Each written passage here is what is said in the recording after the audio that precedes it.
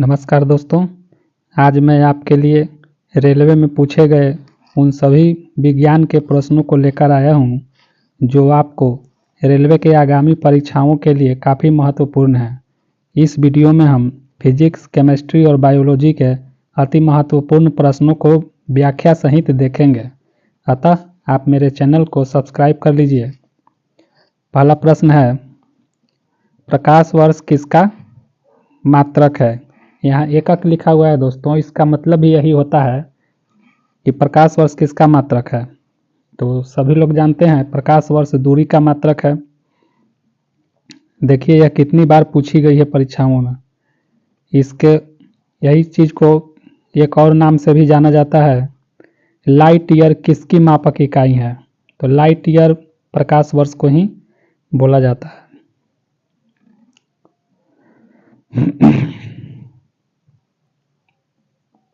इसकी व्याख्या भी देख लिया जाए। अगला प्रश्न है, निम्नलिखित में से कौन समय की इकाई नहीं है? तो समय की इकाई नहीं है दोस्तों प्रकाश वर्ष, क्योंकि यह एक दूरी का इकाई है। बाकी बी सी डी समय की इकाई है। नूरी साल है। नूरी साल क्या है? तो नूरी साल क्या है इसके बारे में देखेंगे कि नूरी साल एक वर्ष में नूर का तय किया हुआ फासला, इसको हम लोग नूरी साल कहते हैं। प्रश्न को ध्यान से देखिए। नूर साल यानी एक वर्ष में नूर का तय किया हुआ फासला, ऑप्शन बी सही है। इसका मतलब यह निकलता है दोस्तों कि प्रकाश वर्ष को ही हम लोग नूरी साल भी बोलते हैं। यहाँ प्रकाश शब्द के जगह पे नूरी शब्द का प्रयोग किया गया है। व्याख्या भी कुछ इसी तरह की बात कह रहा है। अगला प्रश्न है, एमकेएस प्रणाली में बल का एकक है यानी बल का मात्रक है। तो इसका बल का मात्रक न्यूटन होता है दोस्तों। एमकेएस यानी कि एसआई पद्धति और एमकेएस पद्धति दोनों एक ही चीज होती है। एमकेएस से ही एसआई पद्धति बनी थी। एंगस्ट्रम को अभिव्यक्त करने की इकाई, एंगस्ट्रम लंबाई को व्यक्त किया जाता है। कैसे? तो तरंगदैर्घ्य को मापने के लिए हम लोग एंगस्ट्रम का प्रयोग करते हैं। और आप अच्छी तरह जानते हैं तरंगदैर्घ्य क्या है। तो एक श्रृंग, दो श्रृंगों के या दो गर्तों के बीच की दूरी को हम लोग तरंगदैर्घ्य कहते हैं और उसी दूरी को हम लोग एंगस्ट्रम से मापते हैं। अतः एंगस्ट्रम लंबाई मापने का मात्रक हो जाता है। एक बार बराबर होता है 10 के पावर 5 पास्कल, यानी कि एक बार में 10 के पावर 5 पास्कल होता है। एक पास्कल में 1 न्यूटन प्रति मीटर स्क्वायर होता है। इस व्याख्या को भी आप लोग देख लीजिए। ल्यूमेन किसका मात्रक है? तो ल्यूमेन मात्रक है ज्योति फ्लक्स का। सभी के सभी प्रश्न दोस्तों किसी न किसी परीक्षाओं में पूछे गए हैं। काफी महत्वपूर्ण प्रश्न है, कृपया इसे जरूर देखें। ज्योति तीव्रता का मात्रक कैंडिला। ज्योति तीव्रता का मात्रक कैंडिला होता है, या इसे ल्यूमेन प्रति स्टेरेडियन भी कहा जाता है। ये वाला याद कर लीजिएगा, ल्यूमेन प्रति स्टेरेडियन। ज्योति तीव्रता का मात्रक ल्यूमेन प्रति स्टेरेडियन भी कहा जाता है। यह एक मूल मात्रक है। कैंडिला मात्रक है ज्योति तीव्रता का। श्यानता की एसआई इकाई है तो प्वाइजुली, ऑप्शन सी। इसकी व्याख्या भी आप लोग देख लीजिएगा। प्लांक नियतांक एच की बीमा किसके समान है? तो प्लांक नियतांक की बीमा कोणीय संवेग के समान होती है। इसे हम लोग अगर देखें तो प्लांक नियतांक बराबर फॉर्मूला होता है E/v, जहाँ E फोटोन की ऊर्जा और v फोटोन की आवृत्ति होती है। तो हम लोग इस तरह से देखें तो ऊर्जा की बीमा और नीचे बटा में आवृत्ति की बीमा दोनों को अगर रखें तो हमें प्राप्त होता है कोणीय संवेग की बीमा। अतः प्लांक नियतांक की बीमा कोणीय संवेग के बीमा के समान है। किलोवाट घंटा किसकी इकाई है?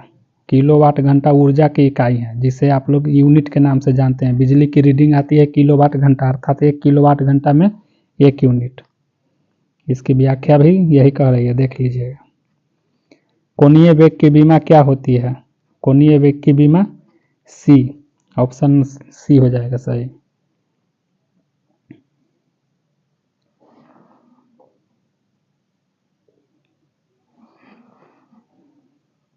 त्वरण का इकाई मीटर प्रति सेकंड स्क्वायर, सी ऑप्शन सही। सब के सब किसी न किसी परीक्षा में, रेलवे के ही परीक्षा में पूछे गए हैं, आरआरबी के परीक्षा में। 1 किलोमीटर में कितने मिलीमीटर होते हैं? तो 1 किलोमीटर में 10 लाख मिलीमीटर होते हैं। देख लीजिए 10 लाख मिलीमीटर होते हैं।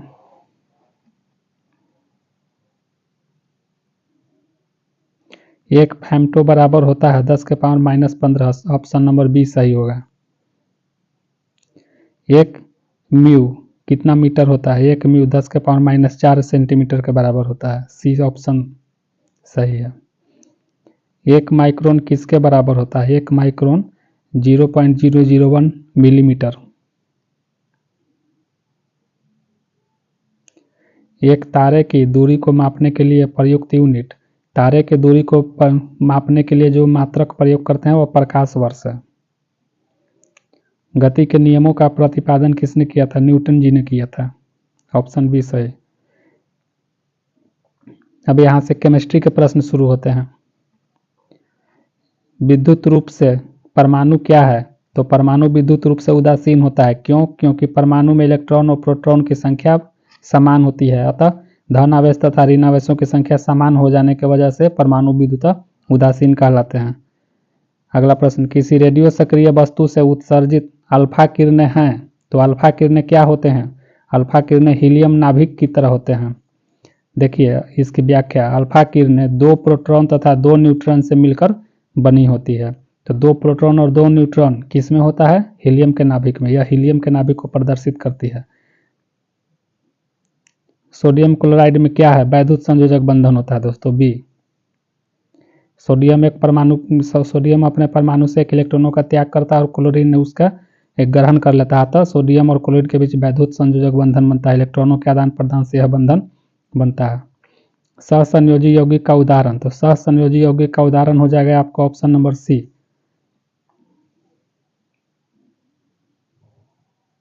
इसकी व्याख्या आप लोग देख लीजिएगा।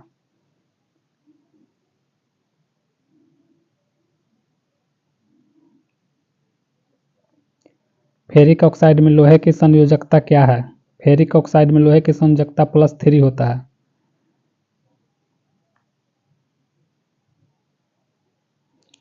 निम्नलिखित में कौन सा कण अस्थायी है? तो न्यूट्रिनो कण अस्थायी होता है दोस्तों। इलेक्ट्रॉन, प्रोटॉन, न्यूट्रॉन पदार्थ के अस्थायी मूल कण है जो कि उसमें हमेशा रहते हैं, लेकिन पॉजिट्रॉन, न्यूट्रिनो, एंटी न्यूट्रिनो तथा मेसॉन ये सब अस्थायी कण हैं। ये पूछता है प्रश्न में, पॉजिट्रॉन, न्यूट्रॉन, एंटी न्यूट्रिनो तथा मेसॉन ये सब के सब क्या हैं? अस्थायी कण हैं। रासायनिक यौगिक की सबसे छोटी संभावी यूनिट, तो सबसे छोटी संभावी यूनिट अणु होता है। परमाणु, प्रोटॉन, इलेक्ट्रॉन दे रखा है, भ्रम में पड़ जाइएगा, लेकिन सही आंसर डी, अणु।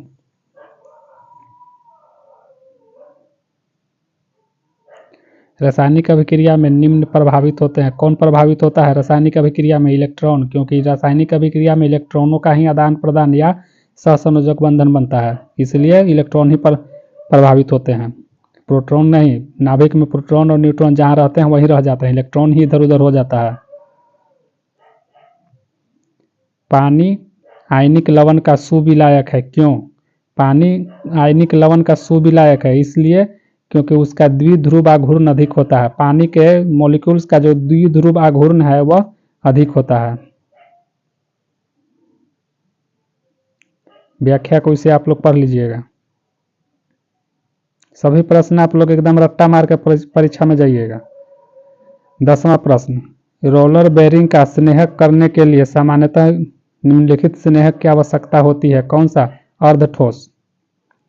रोलर बेरिंग यानी बॉल बेरिंग की बात किया जा रहा है, जो हम लोग मोटरसाइकिल के चक्कों में लगे हुए देखते हैं ना बेरिंग, उसी की बात कर रहा है यह रोलर बेरिंग यानी बॉल बेरिंग। तो उसमें हम लोग ग्रीस का यूज करते हैं जो कि अर्ध ठोस होता है, द्रव भी नहीं होता है, ठोस भी नहीं होता है, अर्ध ठोस होता है।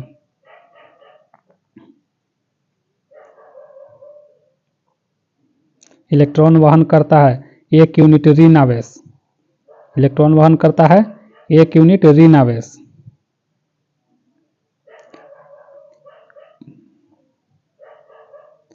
पिंडों को आवेशित करने के लिए जिम्मेदार कारक कौन है? इलेक्ट्रॉनों का अंतरण। कोई भी पिंड को आवेशित करने के लिए जिम्मेदार कारक होता है इलेक्ट्रॉनों का स्थानांतरण, अर्थात ऑप्शन नंबर ए सही। इलेक्ट्रॉन का ही स्थानांतरण से कोई भी पदार्थ आवेशित होता है। इलेक्ट्रॉन निकल जाने से धन आवेशित, इलेक्ट्रॉन आ जाने से ऋण आवेशित। ये भी आप याद रखिएगा, वस्तु धन आवेशित होता है तो उसका द्रव्यमान में कमी आती है, वस्तु ऋण आवेशित होता है तो उसके द्रव्यमान में वृद्धि होती है। 13 नंबर क्वेश्चन, एक प्रोटॉन ऊपर की ओर धारा का वहन करने वाले एक ऊर्ध्वाधर कंडक्टर की ओर क्षैतिजता गतिमान होता है, यह विक्षेपित होगा दाईं ओर। ऑप्शन नंबर सी सही है।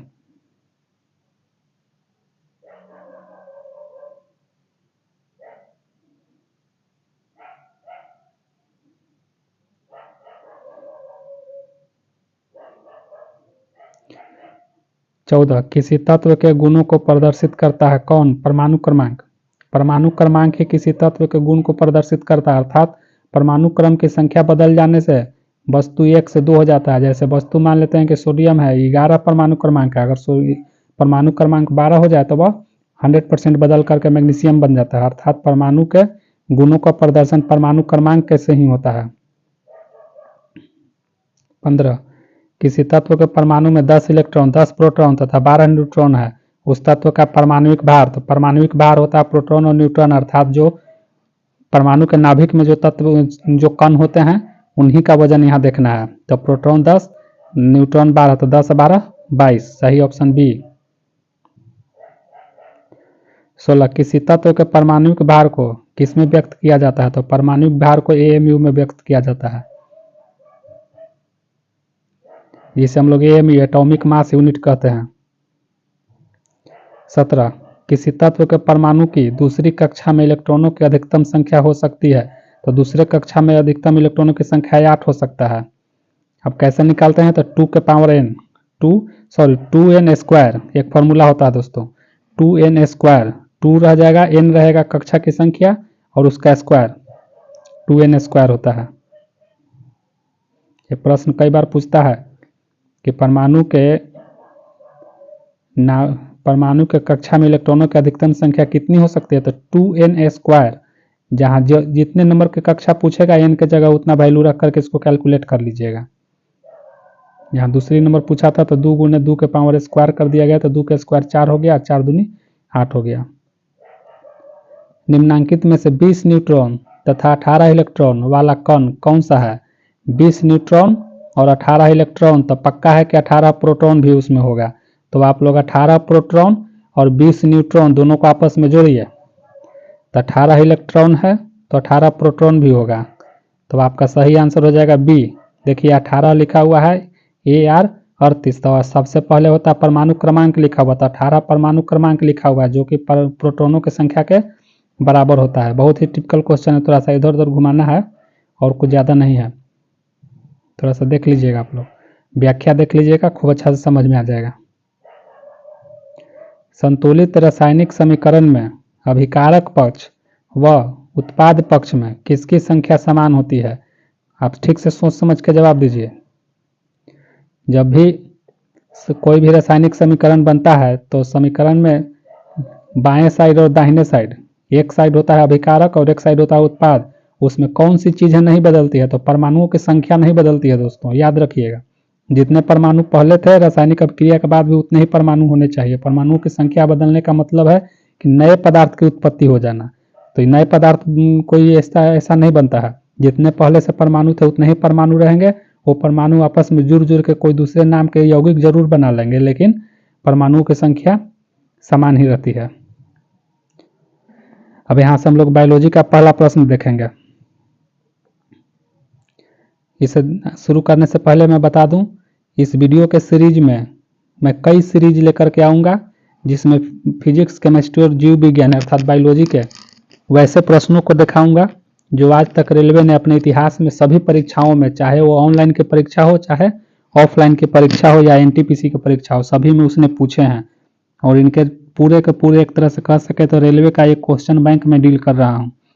कई सीरीज में वीडियो आएंगे, आप प्रत्येक वीडियो को देखिएगा, चैनल को सब्सक्राइब कर लीजिए। बायोलॉजी का पहला प्रश्न है, सेलुलर और मॉलिक्यूलर जीव विज्ञान का केंद्र स्थित है कहाँ? तो हैदराबाद में यह स्थित है दोस्तों। व्याख्या भी आप लोग देखते जाइएगा, मैं व्याख्या नहीं पढ़ूंगा, देर होगा। Centre for DNA fingerprint and diagnostic अवस्थित है, कहाँ अवस्थित है? तो ये भी अवस्थित है आपका हैदराबाद में, इसे ही आप लोग फॉरेंसिक डिपार्टमेंट के नाम से भी जानते होंगे। Centre for DNA fingerprint and diagnostic Hyderabad में स्थित है। जंतु कोशिका पादप कोशिका से भिन्न होती है क्योंकि जंतु कोशिका पादप कोशिका से भिन्न है। क्यों भिन्न है? कई तरह के ऑप्शन इसमें दिए हुए हैं, कौन से ऑप्शन सही है आप लोग सही से बताइए। सबसे पहला, जंतु कोशिका में कोशिका भित्ति नहीं होती है, जो कि पादप कोशिका में कोशिका भित्ति होती है, जो उसके कोशिकाओं को कठोरता प्रदान करती है। तो पहला नंबर सही हो जाएगा, कोशिका भित्ति नहीं होती है। दूसरा नंबर, हरित लवक नहीं होते, बिल्कुल जंतु कोशिका में हरित लवक नहीं होते हैं, जबकि पादप कोशिका में हरित लवक होते हैं, जिसके कारण पादप के रंग हरे होते हैं। तीसरा, तारक केंद्रक नहीं होते हैं, बिल्कुल सही है, जंतु कोशिका में तारक केंद्रक नहीं होते हैं। 4 नंबर, हीमोग्लोबिन होते हैं, जंतु कोशिका में हीमोग्लोबिन होते हैं, लेकिन पादप कोशिका में हीमोग्लोबिन नहीं हो। उपयुक्त सभी आंसर दिए हुए हैं। चारों के चारों ऑप्शन के कारण जंतु कोशिका और पादप कोशिका में अंतर होता है। इसकी व्याख्या आप लोग देख लीजिएगा, जंतु कोशिका और पादप कोशिका के बीच में अंतर दिया हुआ है, अच्छे से इसे पढ़ लीजिएगा, वीडियो को पॉज कर करके पढ़ लीजिएगा। क्वेश्चन नंबर 4, निम्नलिखित में से किसने यह मूल अवधारणा प्रस्तुत की थी कि सभी जीव कोशिकाओं से बने हुए हैं? सबसे पहले किसने यह बताया था कि सभी जीव कोशिकाओं से बने हुए हैं? तो सबसे पहले बताया था दोस्तों एमजे स्लाइडेन और टी स्वान ने। 2 लोग थे जिन्होंने सबसे पहले यह बताया था कि सभी जीव कोशिकाओं से बने हुए हैं। तो ऑप्शन नंबर डी इसका सही हो जाएगा। इसका व्याख्या आप लोग पढ़ लीजिएगा, मैं धीरे धीरे स्लाइड करके आगे बढ़ रहा हूं।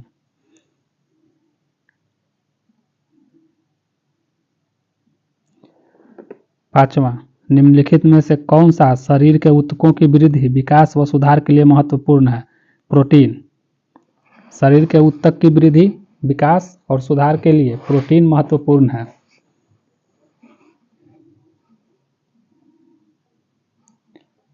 छठा प्रश्न, प्रोटीन के निर्माण में आधारभूत इकाई क्या है? तो अमीनो एसिड। इसको याद कर लीजिएगा, काफी इंपॉर्टेंट प्रश्न है। कई बार कई तरह के परीक्षाओं में, एसएससी के परीक्षा हो या रेलवे के परीक्षा हो या बिहार एसएससी के परीक्षा हो, किसी तरह के परीक्षा में यह पूछता है दोस्तों। तो प्रोटीन के निर्माण में आधारभूत इकाई एमिनो एसिड, अमीनो अम्ल।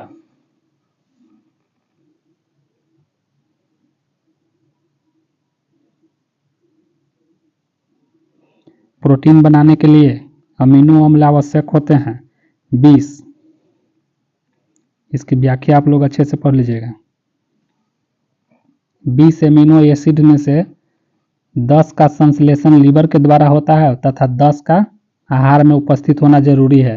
ये चीज़ याद रखिएगा, बहुत इंपॉर्टेंट हो गया, इसमें कई तरह का प्रश्न बन जाएगा।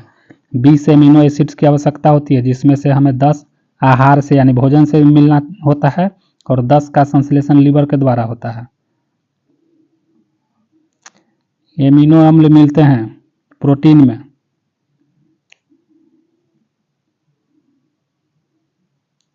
अनुवांशिकी उत्परिवर्तन इनमें होता है। किसमें होता है दोस्तों? तो क्रोमोसोम्स में। अनुवांशिकी की बात कहाँ से की जाती है? क्रोमोसोम्स। इसकी व्याख्या देख लीजिए, हम लोग ये इसको अच्छे से पढ़ लेंगे। अनुवांशिकी उत्परिवर्तन क्रोमोसोम्स में होता है। जीवधारियों की एक पीढ़ी से दूसरी पीढ़ी में विभिन्न लक्षणों के प्रेषण या संचरण को अनुवांशिकता कहते हैं। जीन परिवर्तन किसमें होता है? तो जीन परिवर्तन डीएनए में होता है। कितनी बार पूछे गए हैं रेलवे के परीक्षाओं में। हम लोग इसमें वे सभी रेलवे में पूछे गए प्रश्नों को देख रहे हैं जो रेलवे आज तक एनटीपीसी या सीबीटी या ऑफलाइन किसी तरह के एग्जाम में रेलवे ने कई तरह के बोर्डों के द्वारा पूछे गए प्रश्न इसमें शामिल किए हैं। 11 नंबर क्वेश्चन, डीएनए संश्लेषण का प्रतिपादन किसने किया था? तो कानबर्ग ने किया था। डीएनए संश्लेषण का प्रतिपादन कॉर्नबर्ग ने किया था। डीएनए के संश्लेषण का प्रतिपादन आर्थर कॉर्नबर्ग ने किया था, इसलिए उनको वर्ष 1959 में चिकित्सा विज्ञान का नोबेल पुरस्कार प्रदान किया गया था। देखिए कितना इंपॉर्टेंट क्वेश्चन है। मानव शरीर में क्रोमोसोम्स की संख्या कितनी होती है दोस्तों? तो 46 होती है। इसी को देखिए किसी तरह से पूछ सकता है, मानव कोशिका में कितने गुणसूत्र उपस्थित होते हैं? तो 46 गुणसूत्र होते हैं, यानी 23 जोड़ा। व्याख्या देखें, क्रोमोसोम्स यानी गुणसूत्रों की संख्या 46 यानी 23 जोड़ा होती है, जिनमें से 22 जोड़ी गुणसूत्र ऑटोसोम्स तथा 23वां जोड़ा लिंग गुणसूत्र होते हैं। इसको पूछता है दोस्तों कि मानव क्रोमोसोम्स में कितने गुणसूत्र, कितने जोड़े गुणसूत्र ऑटोसोम्स और होते हैं? तो 22 जोड़े गुणसूत्र ऑटोसोम्स होते हैं, और 23वां जोड़ा जो होता है ना, वही लिंग गुणसूत्र होता है। मेल में XY होता है जोड़ा और फीमेल में XX होता है, जिससे हम लोग जानते हैं क्रोमोसोम्स को ही अनुवांशिकी की इकाई कहा जाता है। पूछता है कि अनुवांशिकी की इकाई किसे कहते हैं? क्रोमोसोम्स को कहा जाता है। 13 नंबर क्वेश्चन, किसके द्वारा अनुवांशिकता के विज्ञान को अनुवांशिकी यानी जेनेटिक्स कहा गया है? तो W. बेटसन। इसकी व्याख्या देख लीजिएगा आप लोग। मुझे पता है आप लोग खुद पढ़े लिखे हैं, बस आपको प्रैक्टिस की ज़रूरत है। अनुवांशिकता किससे संबंधित है? अनुवांशिकता किससे संबंधित है? देखिए यहाँ कितने तरह के ऑप्शन है, रक्तचाप, श्वसन तंत्र, पाचन तंत्र, कोई नहीं। अनुवांशिकता से ही संबंधित है। ऑप्शन नंबर ए सही। किस तरह से घुल मिलाने वाला क्वेश्चन पूछता है। 15 नंबर, आरएनए का मुख्य कार्य क्या है? आरएनए का मुख्य कार्य क्या है भाई? आरएनए का मुख्य कार्य देखिए, प्रोटीन संश्लेषण में सहायता करना। Option number B. इसी प्रश्न को दूसरे तरीके से पूछ सकता है। देखिए, कोशिका के अंदर सूचना का प्रवाह किसके द्वारा होता है? तो कोशिका के अंदर सूचना का प्रवाह आरएनए के द्वारा होता है। व्याख्या, आरएनए का मुख्य कार्य प्रोटीन संश्लेषण में सहायता करना है। आरएनए कोशिका के अंदर संदेशवाहक का भी कार्य करता है। क्वेश्चन नंबर 16, राइबोसोम्स का मुख्य कार्य क्या है? तो राइबोसोम्स का मुख्य कार्य है प्रोटीन संश्लेषण।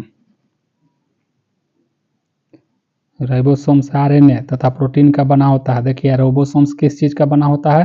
तो आरएनए और प्रोटीन का बना होता है। कोशिका में यह प्रोटीन संश्लेषण का स्थान होता है। व्याख्या आप लोग पढ़ लीजिएगा। आत्महत्या की थैली किसे कहते हैं? तो आत्महत्या की थैली लाइसोसोम को कहते हैं। लाइसोसोम को आत्महत्या की थैली क्यों कहा जाता है आप लोग जानते होंगे, मैं बता दूं। लाइसोसोम को आत्महत्या की थैली इसलिए कहा जाता है कि कोशिकाओं के अंदर कोई अगर अनावश्यक पदार्थ अगर जमा हो जाता है तो लाइसोसोम खुद अपने आप को ब्लास्ट करके उस पूरे के पूरे कोशिका को ही खत्म कर देता है। इसीलिए लाइसोसोम को हम लोग आत्महत्या की थैली भी कहते हैं। मान लेते हैं कि कोई कोशिका डिफेक्टिव हो गया, तो डिफेक्टिव हो गया तो उसको क्या करेगा? तो लाइसोसोम ही उस डिफेक्टिव कोशिका को मार करके खत्म कर देता है। 8वां नंबर, निम्नलिखित में से हरगोविंद खुराना को किस आविष्कार के लिए सम्मानित किया गया है? हरगोविंद खुराना को किस आविष्कार के लिए सम्मानित किया गया दोस्तों? तो प्रोटीन संश्लेषण के लिए। व्याख्या पढ़ लीजिएगा आप लोग। 19, हरगोविंद खुराना को किसके लिए नोबेल पुरस्कार मिला था? तो हरगोविंद खुराना को नोबेल पुरस्कार मिला था जेनेटिक कोड की खोज के लिए। यह था हमारा आज का अंतिम प्रश्न।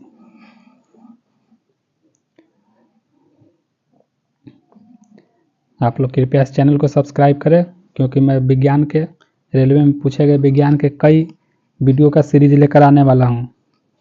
प्रत्येक दिन आप 15 मिनट, 20 मिनट, 25 मिनट मेरे चैनल पर आकर करके 50-60 क्वेश्चन को आप लोग देख करके रिवीजन किया कीजिए, क्योंकि इसमें जितने भी प्रश्न पूछे जा रहे हैं, जितने भी प्रश्न मैं दे रहा हूँ, सभी के सभी काफ़ी इंपॉर्टेंट प्रश्न हैं।